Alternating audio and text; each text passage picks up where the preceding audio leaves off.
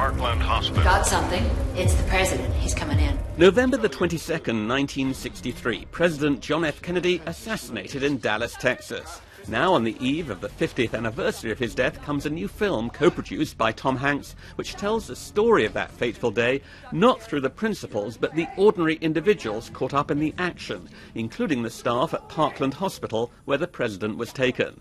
The director thought this approach was another way of retelling the historic events of the day. You know, when we think of the Kennedy assassination, we don't think of where he went after he was shot, where he went to die. And it was just the way into a story that, the side of the story that we'd never seen before. We never think about those things. There he is!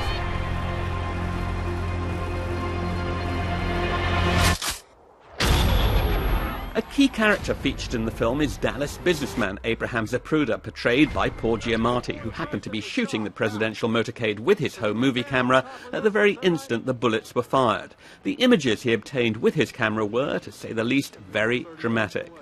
Well, I suppose he captured the kind of the first time you've seen somebody at that level of power die. I mean, you know, you're actually watching somebody be murdered who happens to be one of the most significant figures on the planet. So, you know, nobody had ever seen that before. We had him!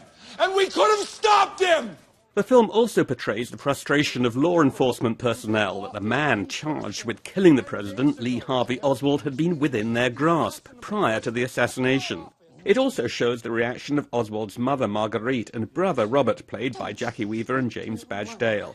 The mother comes across as delusional. Lee Harvey Oswald has done more for his country than any other living human being. She was an unusual woman, and she did say some extraordinary things, like, my son has done more for his country than any other living human being, and he should be buried at Arlington Cemetery with President Kennedy. She was obviously not in touch.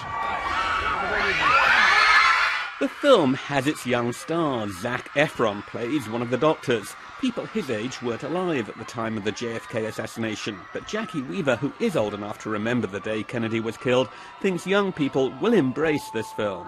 I think they will identify with this more than stories that are about the Kennedy family, because all of the characters are identifiable. They're ordinary background characters, the doctors, the nurses, the plotting policemen. The president scheduled 2 speeches. You gonna be okay here?